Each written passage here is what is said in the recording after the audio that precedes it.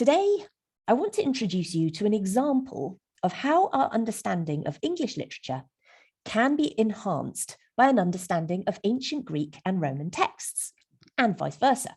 How our knowledge of English writings can help us become great scholars of antiquity, even if we haven't ever studied any Greek or Roman classics before. When it comes to modern English classics, one of the best known 20th century texts is F. Scott Fitzgerald's short novel, The Great Gatsby. Some of you may have read it, perhaps at school, perhaps just for fun. Others of you may have seen the film directed by Baz Luhrmann a few years ago.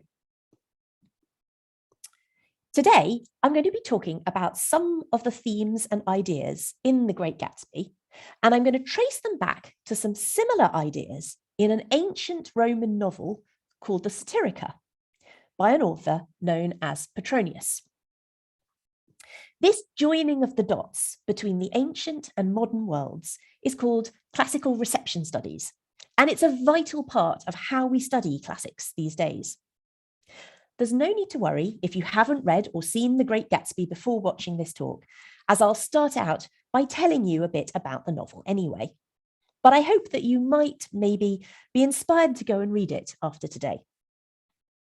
In this talk, we're also going to explore why the ideas that are written about by Petronius and F. Scott Fitzgerald worked so well on film, particularly by focusing on Baz Luhrmann's decision to turn The Great Gatsby into a movie. And this shows us how classical reception studies embrace all kinds of different media and can actually show how classical studies crosses over into film studies at times. So, the first thing we need to do is sum up what the book is about. Who is the Mr. J. Gatsby who sits at the center of the novel about a monstrously wealthy elite in 1920s New York? What is the story about? So we're going to look at it through images from the film. And here on this slide, you can see Leonardo DiCaprio toasting us as J. Gatsby with a background of an extraordinary elaborate party. So there he is, J. Gatsby. This is a story in which events take place against a backdrop of extravagant entertaining, masterminded by a single enigmatic figure. J. Gatsby, who is a man of mysterious wealth and a murky background, sets up house, or rather mansion, in an affluent vacation spot outside New York during the boom years of the 1920s, and holds massive and insanely luxurious parties. He does so in order to recapture the love of his life, Daisy Buchanan, whom he lost to another man and who lives with that husband nearby. Though Gatsby and Daisy are briefly united, her reckless behaviour leads to a tragic accident, and Gatsby heroically takes on the consequences of this. The whole story is told by Gatsby's next-door neighbour, Nick Carraway, whose picture has just appeared on the right here, who lives through the drama with Gatsby to a degree, but also observes it from a distance and ultimately rejects the whole sordid setup.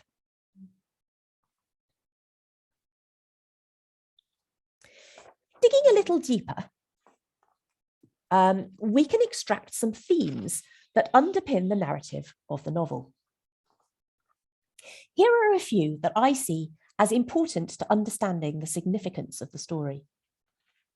So what you can see from this slide is that we have a story in which extreme wealth is really important to the events, and it is wealth that is earned, that it's not inherited. Although many of the people in the story do have family money, it turns out that this is not the case for J. Gatsby.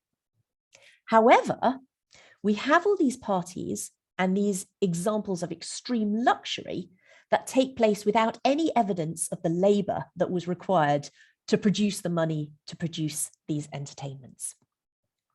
So it is luxurious living completely abstracted from any of the kind of work that people have put into making the money and all the products for these parties. The story is set outside the city where that labour takes place in a vacation spot in this particular narrative in Long Island, near to Manhattan.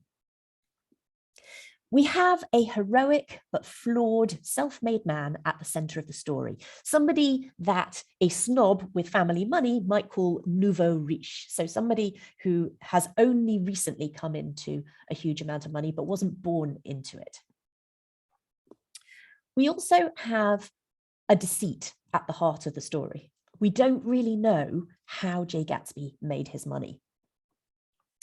And we have an underlying theme as well of death and mortality, death in particular, ultimately two deaths, become really crucial to the story. And so there is this ominous theme that lurks through the narrative. But above all, it's a story of real decadence, of people living in this extremely luxurious way that is somehow also associated with a lack of morality. On this slide that I've just clicked on, we have a description of one of the parties at Jay Gatsby's house. And I've also given you an illustration of how it looks in a still from the film. I'm going to read the extract and I'm going to suggest that you try to identify the symbols of extravagance in this extract. And those who are listening to a recorded version of this talk might like to pause the video for a few minutes to make some notes or discuss this. So this is from chapter 3. In his blue gardens, men and girls came and went like moths among the whisperings and the champagne and the stars. At high tide in the afternoon, I watched his guests diving from the tower of his raft or taking the sun on the hot sand of his beach while his 2 motorboats slit the waters of the Sound. On weekends, his Rolls-Royce became an omnibus, bearing parties to and from the city between 9 in the morning and long past midnight, while his station wagon scampered like a brisk yellow bug to meet all trains. At least once a fortnight, a corps of caterers came down with several 100 feet of canvas and enough coloured lights to make a Christmas tree of Gatsby's enormous garden. On buffet tables, garnished with glistening hors d'oeuvre, spiced baked hams crowded against salads of harlequin designs and pastry pigs and turkeys bewitched to a dark gold. In the main hall, a bar with a real brass rail was set up and stocked with gins and liquors and with cordials. By 7 o'clock, the orchestra has arrived. No thin 5-piece affair, but a whole pitful of oboes and trombones and saxophones and viols and cornets and piccolos and low and high drums. I wonder what you noticed about these symbols of extravagance. It's worth thinking about how humans seem to relate to nature in this extract. How do they relate to light? How do they relate to water? What about technology? There are cars, there are fountains. Everything seems to be channeled to support maximum human enjoyment. I don't know if anybody's also noticed the little pergola at the very bottom of this image in the garden that looks a little bit like a Roman temple. We've got a hint of some classical themes already coming through. Then there's the food and the drink, all of which is excessive and wildly decorated, along with the full sensory experience of a musical band. Then why are the humans described as moths, or the car like a bug? It seems surprising in a description of unimaginable glamour and grandeur, and perhaps suggests how, in fact, all these people are as insignificant as moths, and in fact, rather grubby. They escape from the city into a space of wild indulgence that seems to draw them in without any resistance, like moths. So it's both a celebration of luxury, but also there are some darker hints of how that extravagance may play out.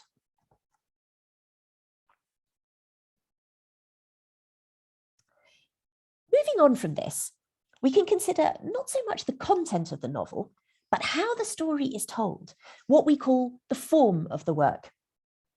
Firstly, it's worth being conscious of the fact that this is a novel and think about what a novel can do and why that's a significant choice of genre.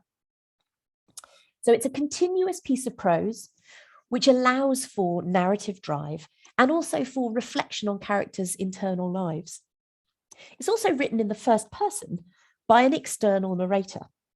So Nick Carraway, our little character tipping his hat on the slide here, participates and sympathizes with the action of the novel, but he also stands a little apart and ultimately judges the events and the people involved, including himself. This is the story of someone looking in on someone else's story, which gives us two layers of characterization. We learn about the strange hero Gatsby, but we also learn about the man who's telling his story. On this slide, we have two examples of how the narrator reveals his own character in the novel. Again, you might like to take some time while I read out to think about if and how this character grows over the course of the novel between chapter 1, the first extract, and chapter 8. So in chapter 1, this is what Nick Carraway says of himself. I'm inclined to reserve all judgments, a habit that has opened up many curious natures to me and also made me the victim of not a few veteran bores. I'm still a little afraid of missing something if I forget that, as my father snobbishly suggested, and I snobbishly repeat, a sense of the fundamental decencies is parcelled out unequally at birth. And then in chapter 8, we have this lovely scene. This is Nick Carraway and Jay Gatsby together. We shook hands and I started away. Just before I reached the hedge, I remembered something and turned around. They're a rotten crowd, I shouted across the lawn. You're worth the whole damn bunch put together. I've always been glad I said that. It was the only compliment I ever gave him because I disapproved of him from beginning to end. First he nodded politely, and then his face broke into that radiant and understanding smile, as if we'd been in ecstatic cahoots on that fact all the time. So at the beginning of the novel, in chapter 1, Nick the narrator appears to be the kind of person who doesn't immediately rush to judge people, but believes, nonetheless, as his father did, that people are not all equally good or bad. A lot of the novel is about Nick deciding what he thinks of Jay Gatsby. But this reflects back on him too. Though Nick Carraway is not wealthy or aristocratic, he describes this judgmental side of his character as a kind of snobbery. It's a kind of ethical snobbery. So in a way, he does think he's better than the other people that he's talking about. But Nick Carraway has this strange relationship with Gatsby, who he lives so close to, and it develops over the novel. While he judges the man's behaviour, he also develops a reluctant admiration and attraction as he gradually understands more about why Gatsby is behaving the way that he does. Towards the end of the book, we see that while Nick condemns Gatsby for being part of a lazy, luxurious set, he also admires the way in which Gatsby has taken on this world. Unlike the others, Gatsby has made all the money that he spends, and he is spending it all for love, not just for the sake of spending money. So that private smile that Gatsby gives Nick Carraway after the compliment lets the two characters share in a mutual understanding. The smile is described as a sign of their collaboration. He says it was as if we'd been in cahoots together, as if we'd been kind of a team.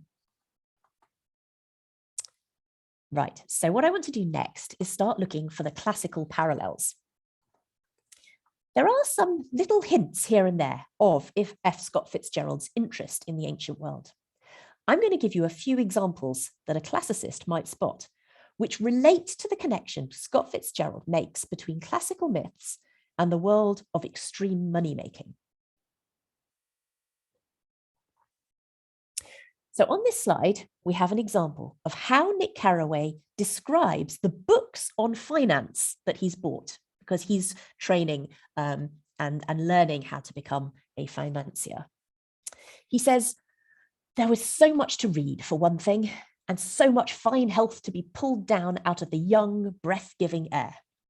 I bought a dozen volumes on banking and credit and investment securities, and they stood on my shelf in red and gold like new money from the mint, promising to unfold the shining secrets that only Midas and Morgan and Maecenas knew. I don't know if any of those alliterations on M names mean anything to you. Some of you might recognize some of these names. Here are the references. So we have Midas, a reference to the ancient Greek mythical king of enormous wealth who turned everything he touched to gold. Sometimes we say these days, oh, she's got the Midas touch, and it means somebody who has the capacity to earn a lot or turn something into something valuable. Then we get Morgan, not a classical reference at all, but a reference to J.P. Morgan, the banker who lived and thrived and made vast amounts of money in the 19th century. And then finally, suddenly we have another classical allusion to Maecenas. Maecenas was a hugely famous Roman patron of the arts who had vast wealth and was known for his vast wealth. And he also happened to be the cultural advisor to the first Roman emperor, Augustus. And that's one of the reasons that he is immortalized and why we know of him. So Nick, our narrator, is aware of how much he has to learn, but he describes his knowledge in terms not of economics, really, but something that is associated with figures of legend, both ancient and modern. Even when it comes to the most dry of topics, finance, he's drawn to framing it in terms of the mystique of the ancient world.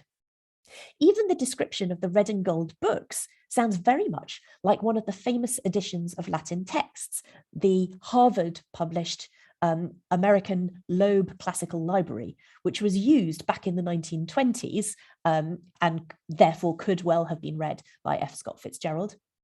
And in fact is still used by classicists now, although I should say the editions are updated, so most of the translations are more modern, but they look exactly the same. They're famous for being all red and gold for Latin texts, all green for Greek texts. And so I've given you a little picture of those books on the slide there. But there are more specific examples of the classical influence on this text. In fact, on this slide, as you can see, The Great Gatsby was not originally called The Great Gatsby. The original name that F. Scott Fitzgerald wanted to give it was Trimalchio in West Egg. Why on earth would he decide to give the novel that title, which seems to have nothing to do with the novel whatsoever? Well, West Egg is fairly clear. This is the name that is given to the area on Long Island where Gatsby and Nick Carraway live. But Trimalchio takes a little bit more probing. However, it is a really important clue. Trimalchio refers us to that ancient Roman novel that I mentioned at the beginning of my talk, Petronius's Satirica. So we need to know a little bit about what on earth this Satirica is. The novel was written by someone living around the time of the notoriously self-indulgent emperor Nero in the 1st century CE, what used to be called AD. It now exists only in fragmentary form. We don't have anything like the whole novel, but we do have large sections of it. And the longest section we have is all about a character called Trimalchio. This man, Trimalchio, had gone from enslavement to vast wealth and freedom. And in this long extract, he is hosting a spectacular, but also massively vulgar dinner party. These days, this section is rather unimaginatively called the Dinner of Trimalchio, or in Latin, the Cena Trimalchionis. To this dinner comes the narrator of the novel with some of his friends, and he describes it with a combination of bafflement, awe, and snobbery. So, how is The Great Gatsby actually Trimalchio in West Egg? Well, if we run through the themes of The Dinner of Trimalchio, we can see that actually they are very similar to the themes in The Great Gatsby.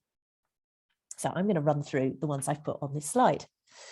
It's a story of extreme wealth, which is earned and not inherited. Well, that is definitely the case. Trimalchio used to be a slave, managed to get his own freedom and to earn vast amounts of wealth. This is somebody who has come from the lowest status of society and made it to unimaginable wealth. It's also a story of luxury without labor. Trimalchio is no longer in a position where he has to work, to live, to survive, or to make his money. He has so much wealth, he never needs to work again. And so now his life is focused on enjoyment. So again, we don't see any evidence of what goes into the production of the entertainments. The story is set outside the city in the sense that it is not set in Rome, where so much of the literature of ancient Rome is focused, but in a vacation spot, the place where wealthy Romans would go for a break away from the really beating summer sun. They would go down to the Bay of Naples, near to the sea, where it's a little bit cooler, and they could have a really lovely luxury holiday.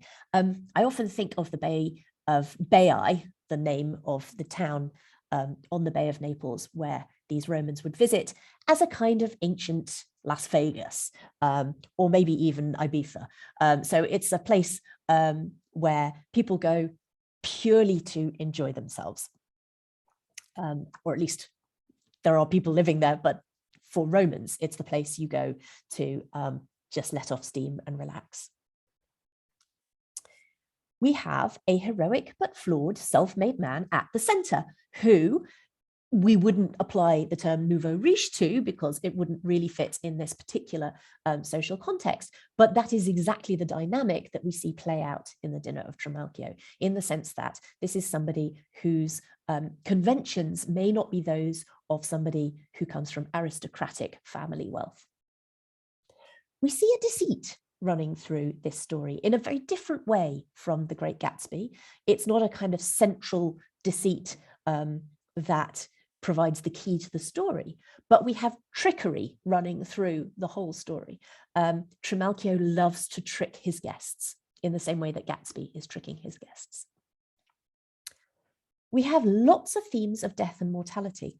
So nobody dies in this episode in the Dinner of Trimalchio, but Trimalchio himself is totally obsessed with what his legacy will be after he's died.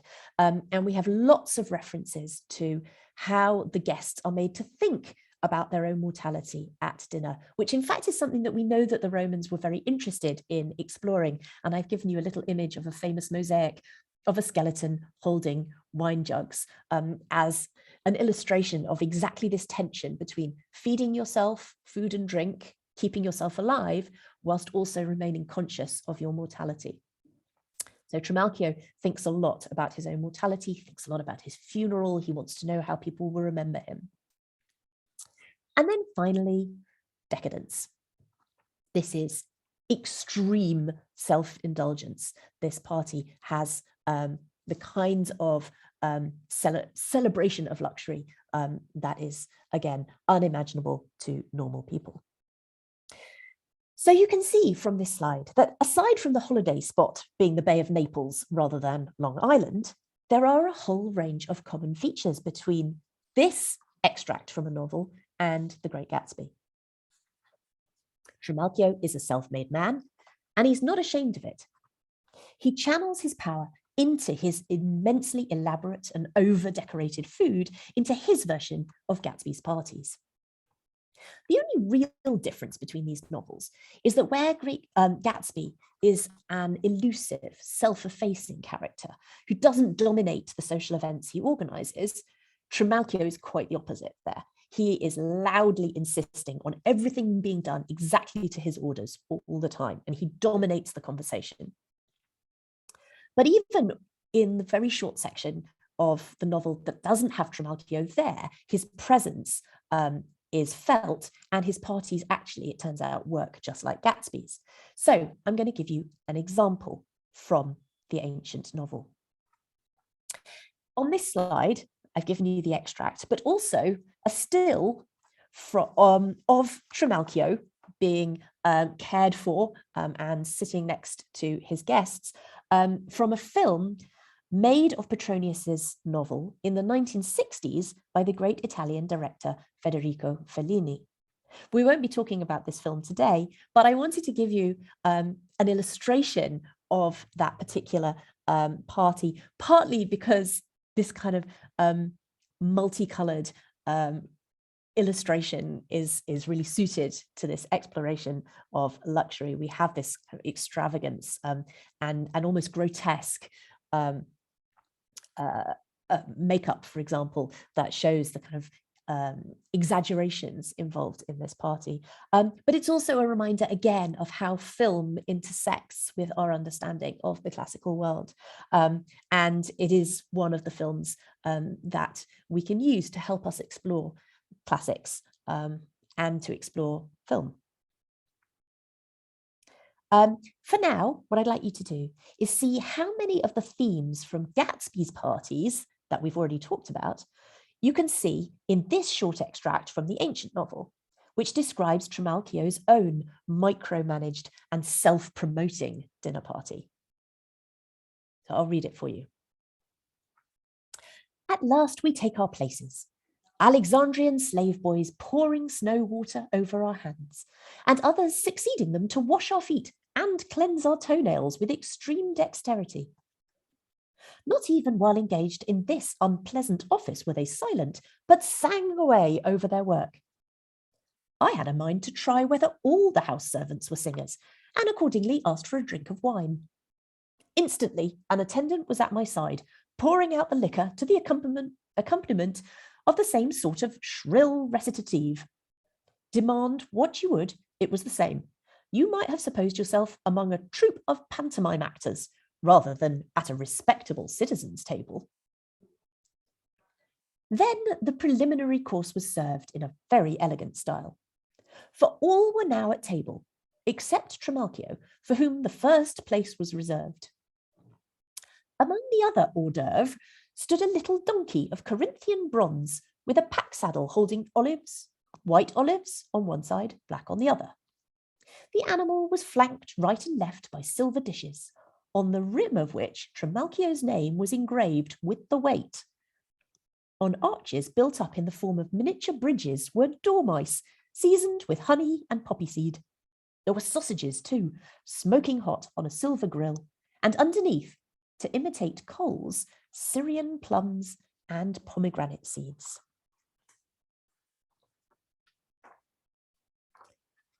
I don't know what you noticed from this, but it's clear to me that in this ancient party, music, entertainment, exotic food, ostentatious display of Trimalchio's wealth, and lots of fun trickery is at the heart of the entertainment. So we get food, for example, that is set up to look like other food. Here's where we get this little trickery. We've got these Syrian plums that are designed to look like coals toasting the sausages sitting on top. Everything that the guests eat, they can't be entirely certain is exactly what it looks like. It's all delicious, but a little bit off kilter. So we see that this is about the lavish care of the guests.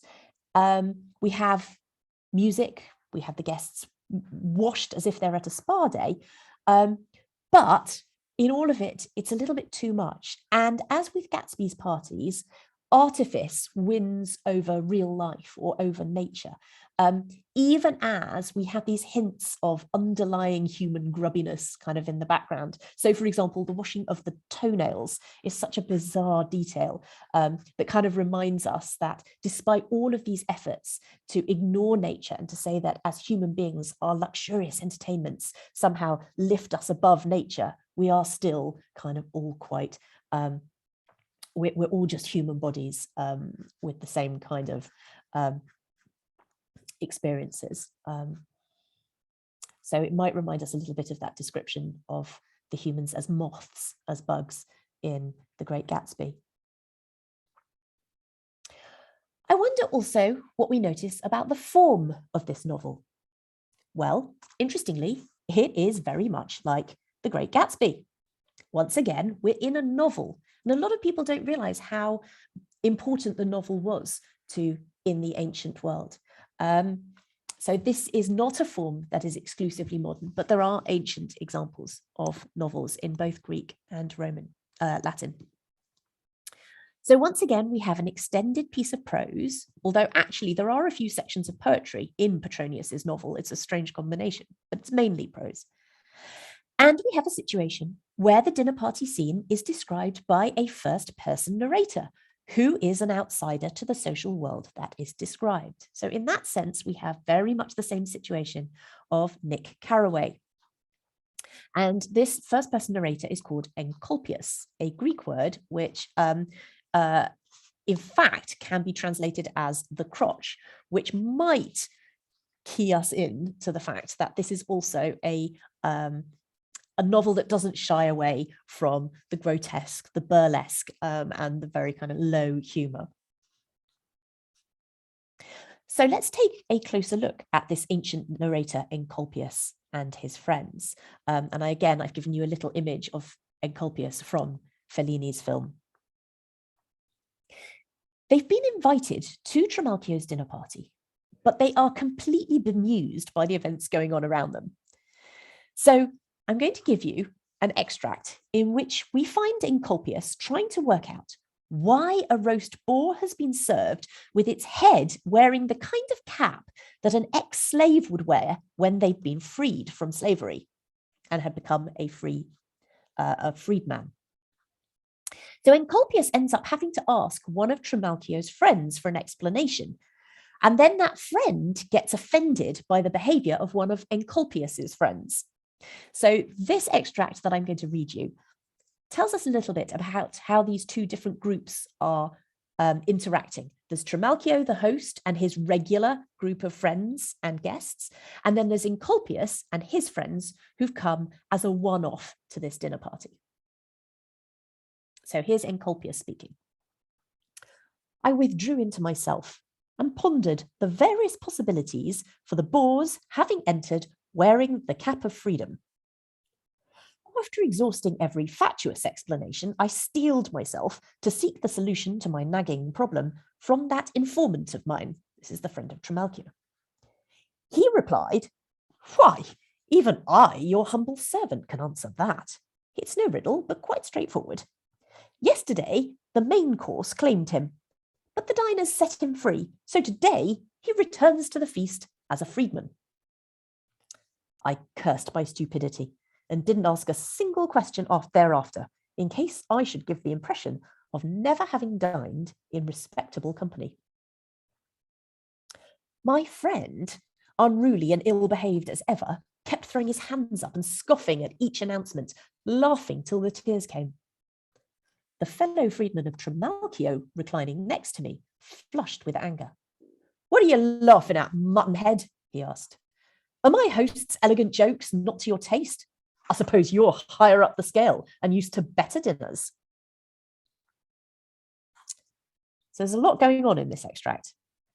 Encolpius can't work out Trimalchio's games at the dinner. Trimalchio, like Gatsby, uses his entertainments to assert his financial, but also his social power, even though Trimalchio's methods are rather less subtle and a bit more dependent on silly tricks, like the fact that he's given the boar the cap of freedom to say he was supposed to be served at the previous night, but they decided that they'd serve him at this dinner party instead. The result is that Encolpius finds himself deeply uncomfortable and embarrassed by his failure to fit in. At the same time, he and his friends find Trimalchio and his regular guests just laughable. They scorn him as much as Nick Carraway scorns the social world of Jay Gatsby. Trimalchio's friends can sense this and they get resentfully quite angry. So that's why we get this angry response. I suppose you're higher up the scale. It leaves us wondering who really has the manners and who really has the moral high ground in this story. Is it the vulgar trickster Trimalchio, or is it the sneering and unpleasant Encolpius, who doesn't really appreciate the fact that he's been invited to a very nice dinner by someone else? I want to finish by thinking more generally about why parties, particularly these extremely decadent parties, provide such a crucial backdrop to both of these novels about social status and social climbing. What is it that ancient Roman readers and 20th century American readers, and then we ourselves, all find in these stories? So we're going to learn just one Latin word in this talk, and that is the word convivium. This is the word that the Romans used to describe a dinner party. And as you can see from this slide, when we break it down, we find that it really means a living together. Con is with, vivo is the verb I live. The Romans, interestingly, weren't unaware of this particular background meaning of dinner party, the etymology of that word. And we see the great Roman politician and lawyer Cicero noting what a good word he thinks it is. That's because he thinks it describes not the superficial features of a party, eating and drinking, but what eating and drinking in a group really means. It's a moment where everyone is literally living together. And parties tell us a lot about how we live in groups, and they can show us society at its best and at its worst. So Cicero says, our fathers did well in calling the reclining of friends at feasts a convivium, because it implies a communion of life, which is a better term than that of the Greeks, who call it sometimes a drinking together, symposium, which is a word you might have heard of, and sometimes an eating together. So we also get Cicero being a bit snooty about the Greeks, which the Romans also loved to do.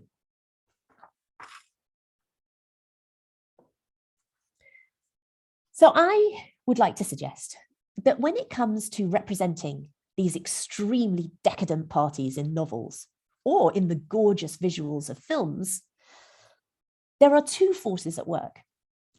Ones that were powerful in ancient Rome and are still powerful now.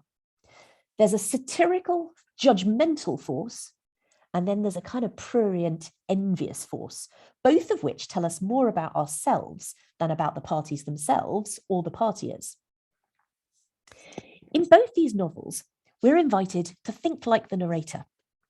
We are more like the ordinary Nick Carraway or the bemused Encolpius than we are like the fabulously wealthy and obsessively self-promoting Gatsby or Trimalchio.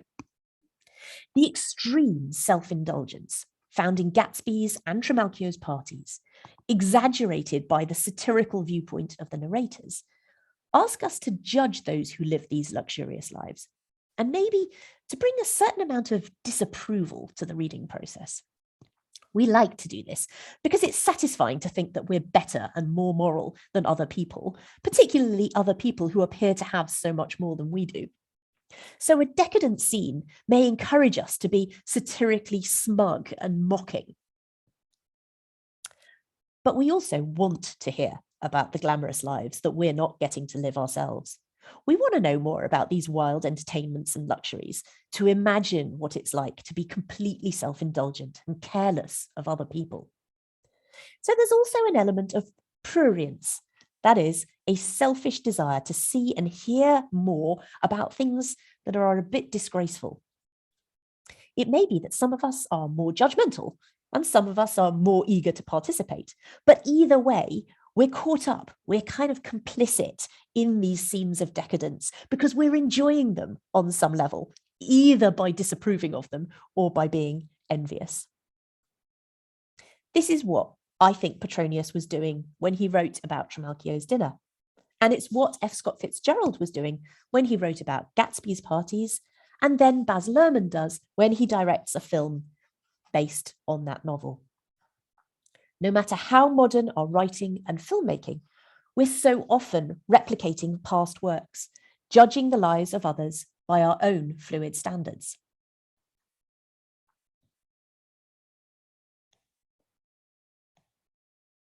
I have one last slide, which just managed to disappear. There we go. So here we have the last line of The Great Gatsby, which sums up this way in which we cannot help but respond to the past in the way that we think now. So we beat on, boats against the current, borne back ceaselessly into the past.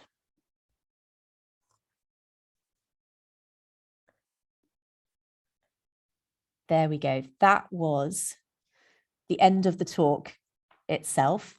But I would love to hear any thoughts that you might have about this, whether or not you've read these texts before or know anything about it, or if you'd like to tell me about how this plays out perhaps in other worlds. I'd be really interested to hear.